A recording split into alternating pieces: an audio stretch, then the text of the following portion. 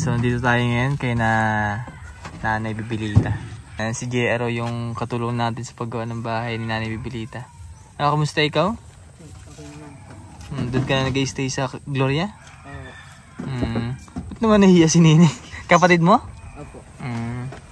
Last day ni Tatay Tanggol? Last day na? Bukas ang libing? So, bali si Tatay Tanggol ay wala na. Bali na receive ko na lang message na nakaraang parang 3 days ago. So, ngayon lang kami nakadalaw at bukas ata ang libing na. And so, bago ilibing si Tatay, bibigay muna tayo mga konting tulong po. Ayan, galing sa mga sponsor din natin. Nagpapasalamat po ako sa mga sponsor din natin na hanggang ngayon po ay nakasuporta sa ating mission at tulong din kay Nanay Bibilita at kay Tatay Tanggol. So thank you very much po kay Ma'am Betty, Ma'am Rachel Rog, sa ating anonymous sponsor at kay Tito Dads. Thank you very much po. Tulong das kuya. Ito. Ay akin na lang pala to. Inalaan sa iyo yung green. Hanggang kailan kayo dyan? Hanggang kailan kayo? Dito ka muna. Ayan si Tatay oh. Bali 71 years old na pala si Tatay. Bata pa. Chudrico Sena.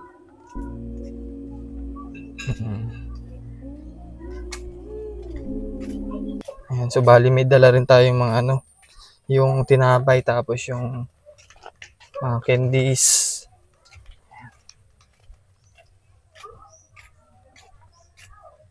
Ano muka? Ang haba muka. Siya ay tanggap niyang sa iyo. Wala nang maramdamang sakit. Ano po? Nung pag-alis ko po nung mga nakaraang araw, may mga sinasabi ba siya sa inyo? Yun nga ang sabi sa akin yung laro sandan sa ospital. At huwag gasusan daw laang. Ay noon daw ako lang kapag lakad ay ngayon hindi na. Kaya parang tinanggihan niya ang hospital. Di naghirap ng tudo.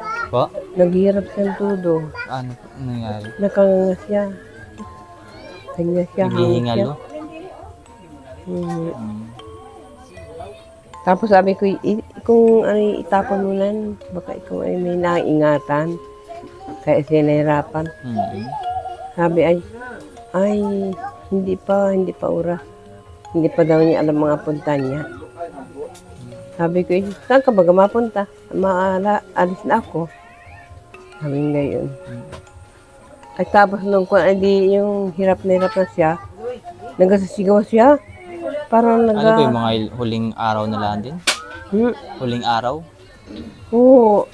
Siya ay kung hirap na siya sa higaan niya.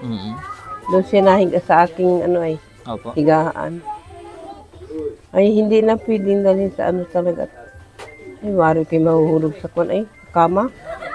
Kaya inaalagaan ng dalawang bata. Laging isang kala ng mga unan at talagang matalon sa higaan. Kasi kakaikot, ganun po. Yun ay paayos ang kumot. Ayos ang kumot ko. Di ayusin namin. Tumadyak ng tumadyak. Parang hirap na yung katawan niya. Hindi na sabi, huwag na kundalin sa hospital, may rapan na ang kayo. Sabi ngayon.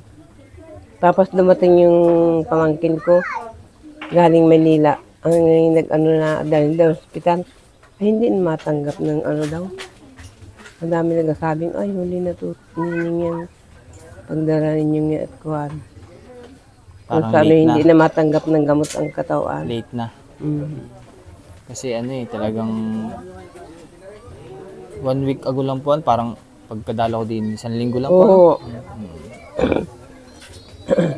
Kasi talagang hinang-hinaan na si tatay nun Namayat ng tudo.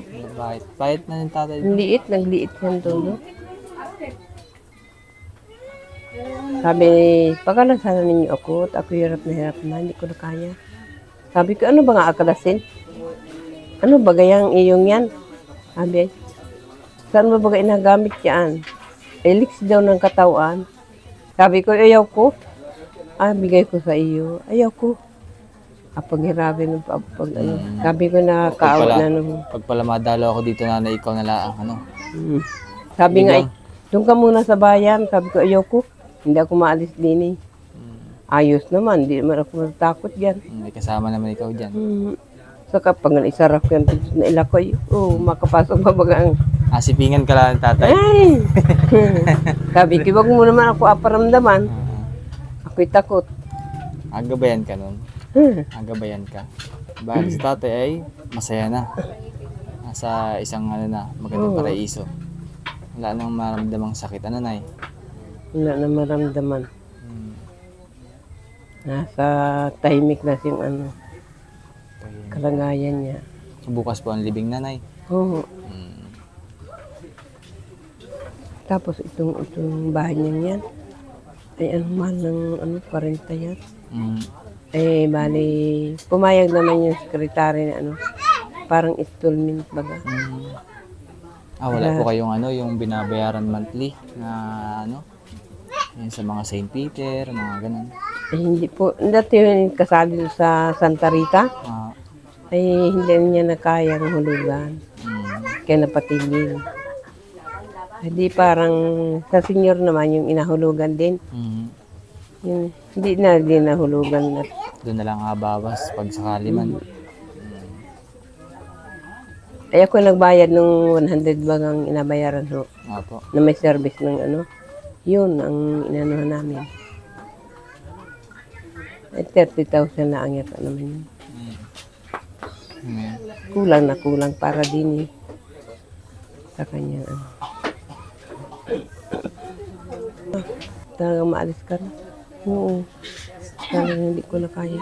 Yan o, ako iniwan mo na. Sabi, ay hindi ko na kaya. Suko na. Suko na siya. Paano yung trabaho doon siya nung ano, bata-bata pa. Siguro hindi na kaya ng katawan niya. Talaga nang hina na siya tudo.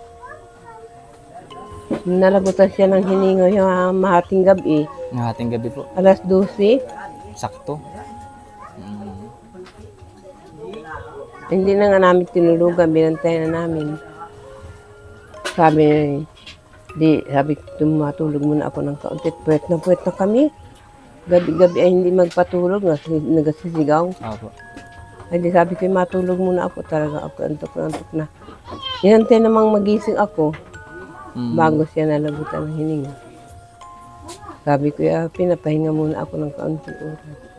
Bago nalagutan ng hininga. Kaya sabi ko, kung hindi mo na talaga kaya ay wala akong magagawa. Kung talagang yun ang ukol niya ay.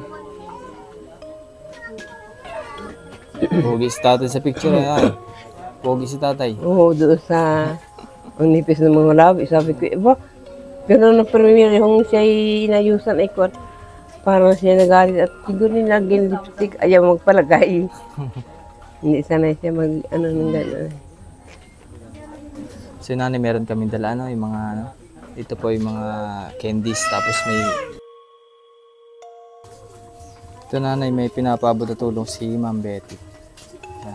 2,000 para po sa inyo. Salamat po uli.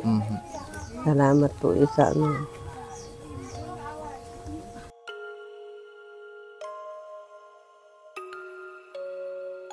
Sige po. Maraming salamat po muli sa ating mga sponsor at magandang hapon.